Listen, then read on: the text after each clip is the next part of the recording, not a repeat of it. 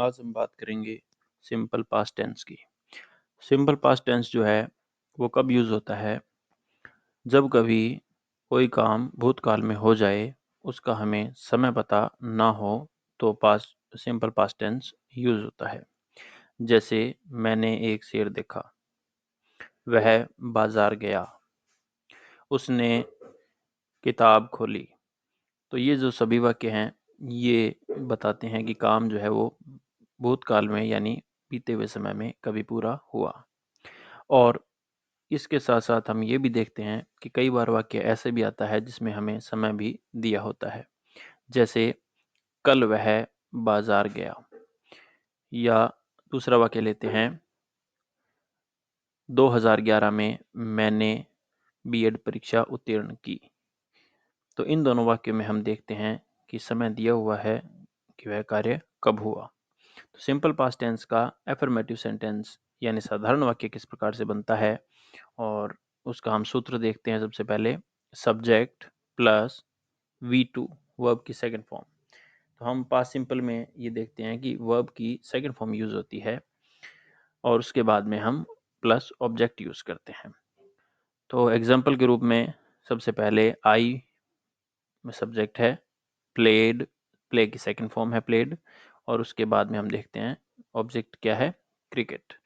तो I played cricket, ये sentence किस टेंस का है?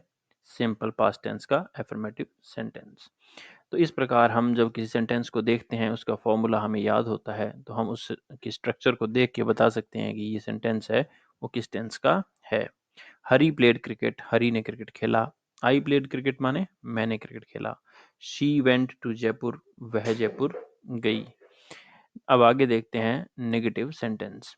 नेगेटिव सेंटेंस कौन से होते हैं? जिसमें नहीं, यानी हिंदी में जब हम वाक्य बनाते हैं तो पास्ट सिंपल में नहीं का उपयोग किया जाए। जैसे उदाहरण के लिए पहले हम देखते हैं स्ट्रक्चर को। Subject plus did. डिड जो है वो पास्ट सिंपल की, सिंपल पास्ट टेंस की सॉरी, हेल्पिंग वर्ब होती है नेगेटिव क्रिएट करने के लिए सेंटेंस को। तो डिड ही लगानी है। जैसे हमने सिंपल प्रेजेंट टेंस के अंदर हमने डू या डज उपयोग में लिया था नेगेटिव बनाने के लिए सेंटेंस को, यहाँ पे हम डिड ही यूज़ करेंगे। कोई भी सब्जेक्ट हमारे पास, हम डिड ही यूज़ करेंगे। सब्जेक्ट का इस पे कोई अलग से प्रभाव नहीं होगा। Subject plus did plus not, not फिर तीसरे नंबर पे आया है, उसके बाद में V1। तो ये ध्यान में रखना है हमने कि डिड जब हम यूज़ कर लेते हैं सेंटेंस में हेल्पिंग वर्ब के रूप में, तो उसके बाद में जो मेन वर्ब आएगी वो V1 ही आएगी। हमने ऊपर पढ़ा था अफर्मेटिव सेंटेंस में कि V2 यूज़ होगी, लेकिन V2 कब होगी? जब अकेली मेन वर्ब ही यूज़ हो। तो अगर हम नेगेटिव बनाएंगे तो डिड के साथ में नॉट लगेगा और V1 हम यूज़ करेंगे।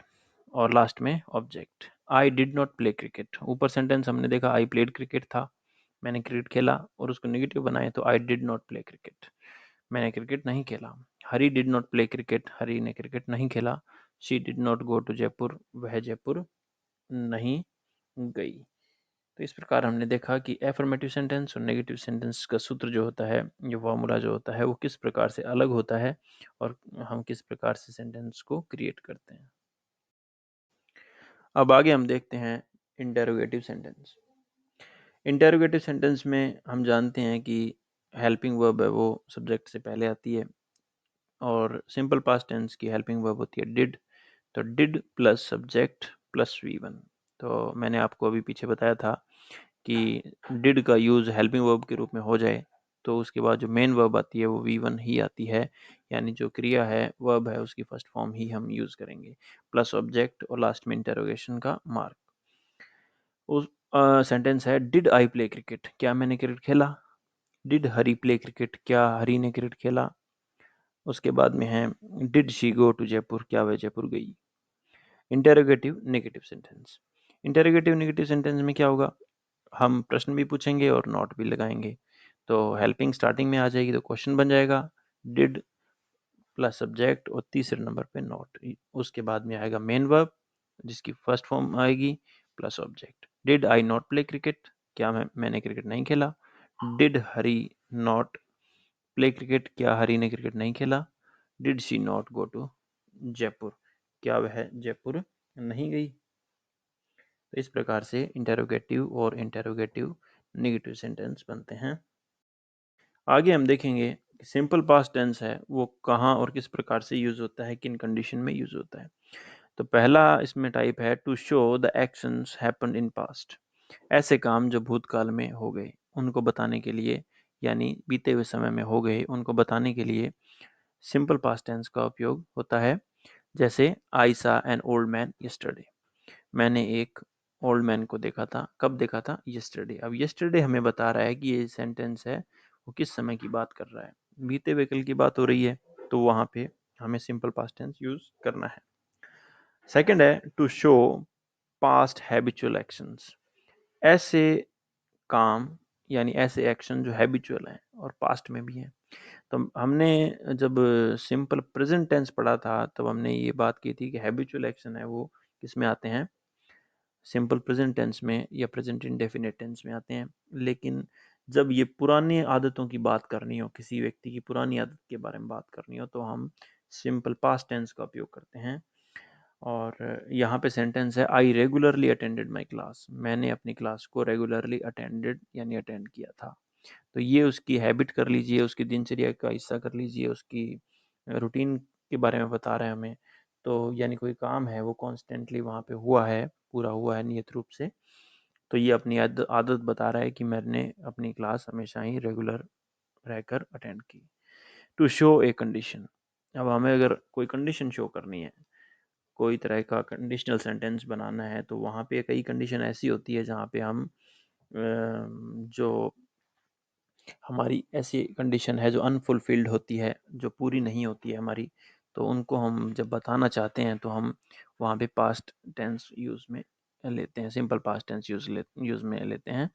जैसे if I were A bird, यदि मैं एक पक्षी होता, I would fly in the sky, मैं आसमान में उड़ता। तो यहाँ पे क्या है, ऐसी कंडीशन बना रहा है लेखक जो है कि अगर वो पक्षी होता तो ना तो पक्षी है, ना ये उसकी इच्छा है वो पूरी हो सकती है, लेकिन वो उसको पूरा करने के लिए यहाँ पे वर्क का उपयोग कर रहा है जो कि सिंपल पास्ट टेंस है। आगे हम बात करेंगे फोर्थ पार्ट की, टू एक्शंस हैपन सिमल्टेनियसली, जब दो काम सिमल्टेनियसली होते हैं यानी एक साथ होते हैं। जब दो काम एक साथ होते हैं तो भी वहाँ पे सिंपल पास्ट टेंस का उपयोग कर लिया जाता है। जैसे when I open the door, जब मैंने दरवाज़ा खोला, आई सा ए स्नेक, मैंने एक स्नेक देखा, वहाँ पे सांप देखा। तो when I open the door, यहाँ पे ये दो सेंटेंस है, एक तो कॉमा से पहले वाला, एक कॉमा के बाद वाला। तो उसने कहा कि आई ओपन द डोर, यहाँ पे देखिए सिंपल पास्ट टेंस का एफर्मेटिव सेंटेंस है, आई ओपन द डोर, मैंने दरवाजा खोला। आई सा स्नैक, मैंने एक सांप देखा, ये भी क्या है, आई के साथ सा आया है, सी की सेकंड फॉर्म, तो ये भी क्या है, सिंपल पास्ट टेंस का सेंटेंस है। अब हम बात करेंगे जो मेजर एडवर्ब्स हैं of simple past tense. Simple past tense की एडवर्ब कौन सी हैं, अगो, once, a few days back, yesterday, last Sunday, last year, in 2000। ये जो इन 2000 है यहाँ पे बीता हुआ कोई साल आ सकता है, जैसे इन 2009 भी आ सकता है, 2019 भी आ सकता है, 2015 भी आ सकता है। और ये जो लास्ट संडे आया है यहाँ पे लास्ट मंडे भी आ सकता है, लास्ट ट्यूसडे भी आ सकता है। इस प्रकार से कोई भी दिन आ सकता है, लास्ट ईयर है या लास्ट वीक आ सकता है, लास्ट मंथ भी आ सकता है। तो अब हम बात करते हैं कि ये जो एडवर्ब्स हैं इनको देख करके हम जब किस प्रकार से एग्ज़ाम में correct form of the verb यानी टेंस को सही कैसे क्रिएट करते हैं। एग्जाम्पल नंबर 1, वंस देयर, अब वंस आ गया, इसे पता लग गया कि ये सिंपल पास्ट टेंस है, तो हमने यहाँ पे क्या भरना है, बी का रूप भरना है। बी के रूप कौन कौन से होते हैं, इज एम आर होते हैं और वॉज वर होते हैं। तो बी जो है इसका मतलब is am are was were में से एक आएगा। इज एम आर क्या है, सिंपल प्रेजेंट टेंस की हेल्पिंग वर्ब होती है, और ये जो है सिंपल प्रेजेंट टेंस में वो जो है वर्ब के रूप में यूज़ की जाती है बी के रूप में। और जो वॉजवर है वो सिंपल पास्ट में जो है किसी भी स्टेट को बताने के लिए एज ए वर्ब के रूप में यूज़ की जाती है। तो हम यहाँ पे क्या यूज़ करेंगे, अब देखेंगे सबसे पहले कि अब ये तो पता लग गया कि सिंपल पास्ट टेंस भरना है, लेकिन अब हम देखेंगे कि खाली जगह जो दे रखी है हमारे पास, उसके बाद में हमें नाउन कितनी दे रखी है, प्लूरल है या सिंगुलर है। अगर सिंगुलर है यानी एक ही नाउन है तो हम वहाँ पे क्या भरेंगे, वॉज भरेंगे। तो यहाँ पे once there dash a crow, एक क्रो का मतलब है कि वहाँ पे कौवा एक ही है, तो यहाँ पे हम वॉज भरेंगे। और आगे सेंटेंस है सेकंड, उसमें है यस्टरडे। यस्टरडे से पता लग गया कि यहाँ कौन सा टेंस आएगा, सिंपल पास्ट टेंस। तो हम यहाँ पे क्या भरेंगे, सेकंड फॉर्म भर देंगे मीट की, I met, MET met, I met a stranger, मैं एक अजनबी से मिला। लास्ट मंडे से पता लग गया कि ये कौन सा टेंस है, सिंपल पास्ट टेंस है। यहाँ पे हरीश के बाद में गो की सेकंड फॉर्म वेंट आ जाएगी, हरीश वेंट टू जयपुर। उसके बाद है चौथा, आई डैश टीचिंग इन 2006। तो यहाँ पे स्टार्ट है, स्टार्ट की सेकंड फॉर्म क्या होती है, स्टार्टेड, ED लगाएंगे लास्ट में, स्टार्टेड हो जाएगा, आई स्टार्टेड टीचिंग इन 2006। तो ये क्या बन गया, ये सेंटेंस है वो कंप्लीट हुए सिंपल पास्ट टेंस के साथ।